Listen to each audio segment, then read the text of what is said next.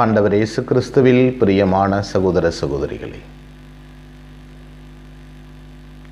ஆண்டவர் இயேசு கிறிஸ்து உலகத்தினுடைய அரசர் என்ற பெருவிழாவை இன்று நாம் கொண்டாடுகிறோம்.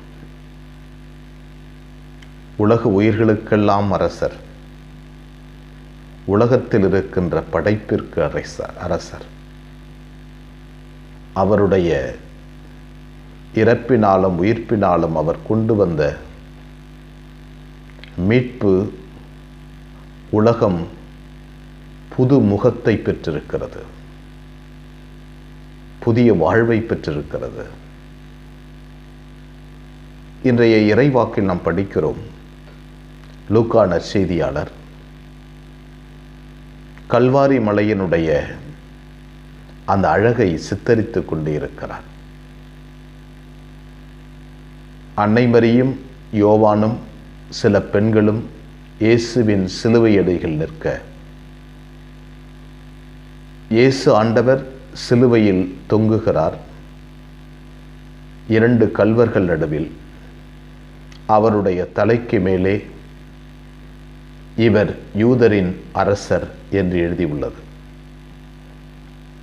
தலையை ஆட்டி ஆலயத்தை இடித்து விடுகின்றவனே, இப்போது இறங்கி வா, நம்புகிறோம் என்று சொல்லுகிறார்கள்.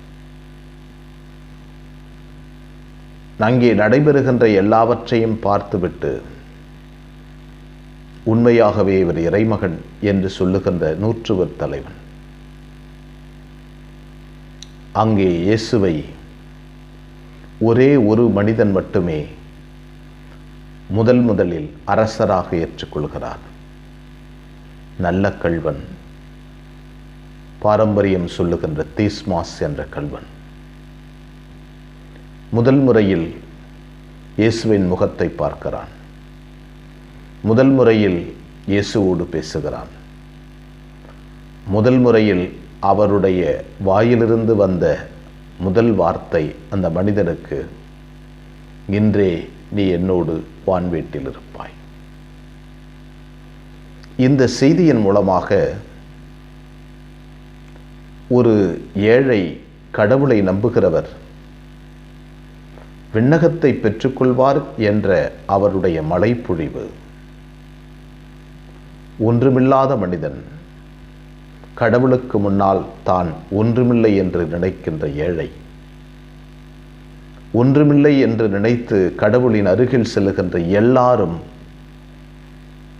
ஆபிரகாமின் மடியில் லாசர் இருந்தது போல இருப்பார்கள்.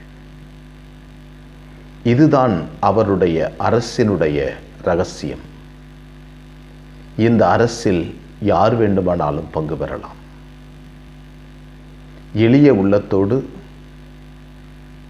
நொறுங்கிய உள்ளத்தோடு வருகின்ற யாவரும் பங்கு பெறலாம். இந்த அரசாட்சியில் இயேசு ஆண்டவர் என்று நம்புகின்ற எல்லாரும் பங்கு பெறலாம். தன் பாவத்தை அறிக்கையிட்டு பாவசங்கத்தின் அருளை பெறுகின்ற எல்லாரும் இந்த அரசில் நுழையலாம். வீதிகளிலும் சந்துகளிலும் இருக்கின்ற எல்லாரும் இந்த அரசில் நுழையலாம். ஆனால் திருமண மண்டபத்திற்கு நுழைகிறவர் திருமண ஆடை என்ற தயாரிப்போடும் நுழைய வேண்டும். திருமண ஆடை என்ற தயாரிப்பில் நுழையவில்லை என்றால் இந்த அரசாட்சியில் அவருக்கு இடமில்லை. எனவே இயேசுவின் அரசாட்சியில் ஒருவர் நுழைய வேண்டும் என்றால் தயாரிப்பு அவசியம். அருகில் நின்ற கள்வன் தன்னையே தயாரித்து கொண்டான், மன்னிப்பு கேட்டுக்கொண்டான், முழுமையாக இயேசுவை ஏற்றுக்கொண்டான்.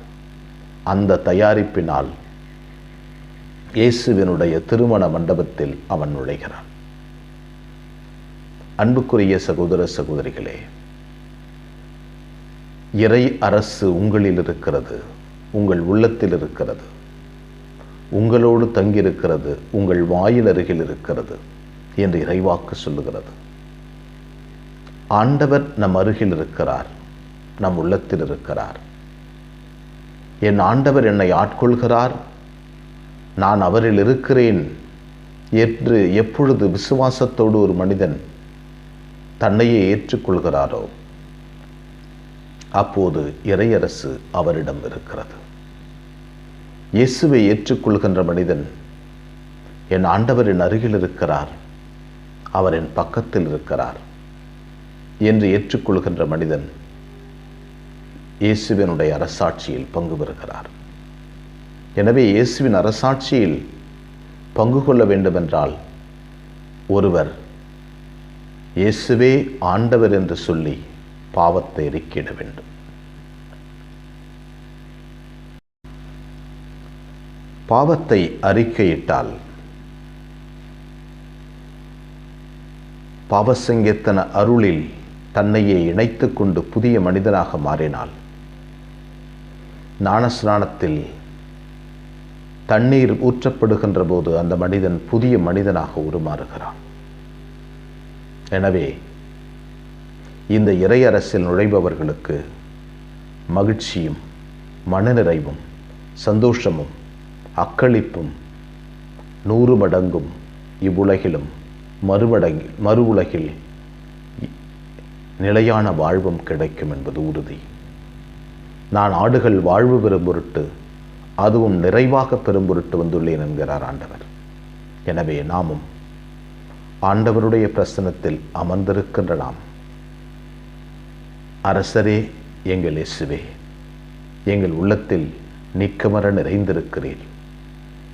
எங்கள் உணர்வுகளில், எங்கள் எண்ணங்களில், எங்கள் நரம்பு நாளங்களில், எங்கள் உள்ளத்தில் ஓடுகின்ற இரத்தத்தில் உம்மை உணரவும் அனுபவிக்கவும் தெய்வீக பிரசன்னத்தை நாங்கள் உணர்ந்து வாழவும் அதன் மூலமாக விண்ணக மகிழ்ச்சியை பெற்றுக்கொள்ள வரம் தாரும் என்று ஜெபிப்போம். எங்களை வழிநடத்துகின்ற ஆண்டவரை போற்றுகிறோம். அற்புதமான நாளுக்காக நன்றி சொல்கிறோம். ஆண்டவரே, நீர் எங்களுக்கு கொடுத்த கொடைகளுக்கு நன்றி, வல்லமைக்கு நன்றி, ஆசீர்வாதங்களுக்கு நன்றி. உமது இறையரசனுடைய உறுப்பினர்களாக நாங்கள் வாழ அழைக்கப்பட்டிருக்கிறோம். இறையரசு எங்களிடையே இருக்கிறது. கடவுள் எங்களிடையே குடிகொண்டிருக்கிறார். ஆண்டவரே, நீர் எங்களோடு குடிகொண்டிருக்கிறீர். உமது பிரசன்னத்தை நாங்கள் ஒவ்வொரு நாளும் உணரவும், அந்த உணர்கின்ற பிரசன்னத்தின் வழியாய் மகிழ்ச்சி வெள்ளத்தில் ஒவ்வொரு நாளும் வாழ எங்களை ஆசீர்வதியும். அன்னைமரியே, எங்கள் அன்பு தாயே, திருமகனிடம் எங்களுக்காக இடைவிடாது பரிந்து பேசும். ஆமென்.